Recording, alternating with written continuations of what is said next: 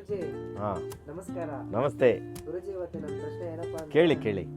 ವಿದ್ಯೆ ಅನ್ನೋದು ಓದಿದವ್ರಿಗೆ ಮಾತ್ರ ಇರುತ್ತಾ ಅಥವಾ ಎಲ್ರಿಗೂ ಇರುತ್ತಾ? ಎಲ್ರಿಗೂ ಇರ್ತದೆ. ಕಲ್ತದ್ದು ಅದು ಒಂಥರ ಇದ್ದರೆ ಕಲೀಲಿದ್ದು ಇನ್ನೊಂದು ಥರ ಇರ್ತವೆ. ಅವ್ರವ್ರು ಹೆಂಗೆ ಅದರೊಳಗೆ ಭಾಗಿಯಾಗಿರ್ತಾರೋ ಆ ಥರ ಇರ್ತದೆ. ಉದಾಹರಣೆಗೆ ದಾರಿ ಯುವಕ ಅಂತಾರೆ, ಅಂದರೆ ದಾರಿ ಲೋಗ ಅಂತ ಒಬ್ಬ ವ್ಯಕ್ತಿ, ಅಂದರೆ ಸನ್ಯಾಸಿ. ಅವರು ಹೊಸದಾಗಿ ದೀಕ್ಷೆ ತಗೊಂಡಂಥ ಸನ್ಯಾಸಿ. ಅವ್ರು ಹೋಗ್ತಾ ಇದ್ದಾರೆ. ಒಂದು ಅಜ್ಜಿ ಪಕ್ಕದಲ್ಲಿ ಚಪ್ಪಲಿ ಹೊಲಿತಾ ಇದೆ, ಅಂದರೆ ಕೆರ ಹೊಲಿತಾ ಇದ್ದಾರೆ. ಒಂದು ಜೋಡ್ ರೆಡಿ ಆಗೈತಿ, ಒಂದು ಸೆಟ್ ರೆಡಿ ಆಗೈತಿ. ಅದನ್ನು ಅಜ್ಜಿ ಬಟ್ಟೆಲಿ ಒರೆಸಿ ಒಂದು ಕಡೆ ಹಿಂಗಿಟ್ಟು ನೋಡ್ತಾ ಇತ್ತು ಅಜ್ಜಿ. ಅಷ್ಟೇ ಆ ಸನ್ಯಾಸಿ ಹೋಗ್ತಾ ಇದ್ದಾರಲ್ಲ, ಬಂದು ಅಜ್ಜಿ ಎಲ್ಲಿ ಅದು ಸೆಟ್ ಅದು ಇಟ್ಟಿದ್ದಾರೆ ಅಲ್ಲಿ ನೋಡ್ತಾ ಕೂತ್ಕೊಳ್ತಾರೆ, ನಿಂತ್ಕೊಳ್ತಾರೆ ಸನ್ಯಾಸಿ. ಅವಾಗ ಇದೇನು ಇದು ಸನ್ಯಾಸಿ ಅವಿಗೆ ಹಾಕೊಳ್ಳೋರು ಚಪ್ಪಲಿ, ಅಂದರೆ ಪಾದಕ್ಕೆ ಹಾಕೊಳ್ಳೋರು. ಇವರು ಪಾದಕ್ಕೆ ಹಾಕೊಂಡಾರೆ. ಹೊಸ್ದಾಗಿ ಆಗಿರೋ ಸನ್ಯಾಸಿ ಈ ಚಪ್ಪಲಿನ ನೋಡಿ, ಕೆರನ್ ನೋಡಿ ಯಾಕೆ ನಿಂತರು ಒಂಥರ ಅಜ್ಜಿಗೆ ಒಳಗಡೆನೆ.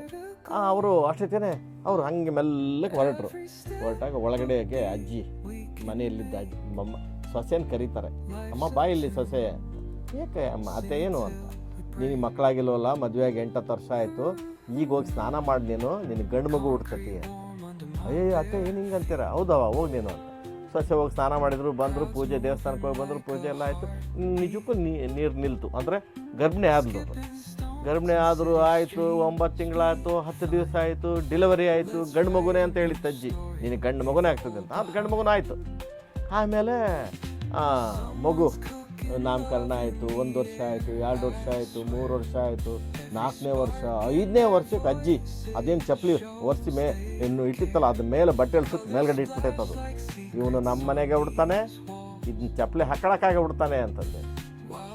5 ವರ್ಷ ಆಯ್ತು, ಮಗು ಕಂಡ್ರೆ ಚಪ್ಪಲಿ ಹಾಕೊಂಡು ಅಡ್ಡಾಡಕ್ಕೆ ಹೋಗತಿ. ಓಹೋ ಇವೊಂದು ಟೈಮ್ ಬಂತು ಅಂತಂದು ಆ ಮೇಲಿಟ್ರು ಕೆರನ ಕೆಳಗಡೆ ಮಗು ಕೈ ಕೊಡ್ತತಿ.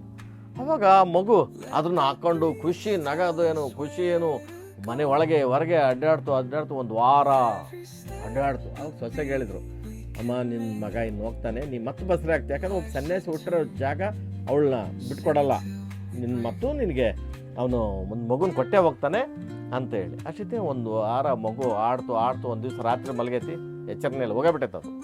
ಅವಾಗ ಅಜ್ಜಿ ಹೇಳ್ತು, ಇಲ್ಲ ಅದು ಹುಟ್ಟಿರೋದೇ ಸಾಯಕ್ಕೆ, ಈ ಚಪ್ಪಲಿ ಹಾಕ್ಕೊಂಡು ಇದು ಮಾಡೈತಿ, ಇದು ತಗ ಅಂದರು. ಅದನ್ನ ಚಪ್ಪಲಿ ತೆಗೆದ್ರು, ಮಗುನ ಹಾಕಿದ್ರು. ಮತ್ತು ಇವಳಿಗೆ ಮಕ್ಕಳಾದವು, ಎಲ್ಲ ಅದು. ಏನು ಇದರಲ್ಲಿ ಅರ್ಥ ಆಯ್ತು ನಿಮಗೆ ಅಂದರೆ, ಒಬ್ಬ ಸನ್ಯಾಸಿ ನಿಂತ್ಕೊಂಡು ನೋಡಿದಕ್ಕೆ ಗೊತ್ತಿಡಿತು ಅಜ್ಜಿ, ಇವನಿಗೆ ಇದ್ರ ಮೇಲೆ ಆಸೆ ಹುಟ್ಟೈತಿ. ಇದು ಆಸೆ ಅಲ್ಲ, ಇದು ಇವನು ಹೊಸ್ದಾಗಿರೋದ್ರಿಂದ ಇವನಿಗೆ ಅಷ್ಟು ಗೊತ್ತಿಲ್ಲ. ಇವನು ಆಸೆಗೆ ಬಿದ್ದುಬಿಟ್ಟ. ಈ ಆಸೆ ಎಲ್ಲಿತ್ತಂತು ಅಂದರೆ ಕೆರದ ಮೇಲೆ ಬಿತ್ತು ಆಸೆ. ಆ ಕೆರನ ಹಾಕೊಂಡ ಮೇಲೇ ಇವನು ಸಾಯ್ಬೇಕು. ಸತ್ತ, ಎಲ್ಲ ಆಯಿತು. ಈಗ ನಿನಗೆ ಮತ್ತು ಮಕ್ಕಳಾಗ್ತವೆ. ಇದಕ್ಕೆಲ್ಲ ಓದಬೇಕು, ವಿದ್ಯೆ ಬೇಕು, ಬುದ್ಧಿ ಬೇಕು, ಪ್ರವಚನ ಕೇಳಬೇಕು ಅಂತ ಏನಿಲ್ಲ. ಆ ಭಗವಂತ ಕೊಟ್ಟಿರೋವಂಥ ಒಂದು ವಿಶೇಷ ಕೊಡುಗೆಗಳು ಅವೆಲ್ಲ ಎಲ್ರಿಗೂ ಇರ್ತದೆ. ಅದು ಅಂದ್ರೆ ಅದು ಉಪಯೋಗಿಸ್ಕೊಳ್ತಾರೆ.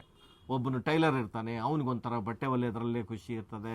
ಮತ್ತು ಚಾಪೆ ಎಣಿತಾನೆ, ಮರ ಏನೇನೋ ಇರ್ತದೆ. ಹಂಗೆ ಅದೊಂದು ವಿದ್ಯೆ ಎಲ್ಲರಿಗೂ ಬರ್ತದೆ, ಅದು ಎಲ್ಲರಲ್ಲೂ ಇರ್ತದೆ. ಅದು ಭಗವಂತ ಅವರಿಗೆ ಗಾಡ್ ಗಿಫ್ಟ್ ಆಗಿ ಕೊಟ್ಟಿರ್ತಾನೆ. ಇಷ್ಟೇ ಅದು. ಥ್ಯಾಂಕ್ ಯು ಗುರುಗಳೇ. ಹೇಳಿಲ್ಲಲ್ಲ ಇದನ್ನ.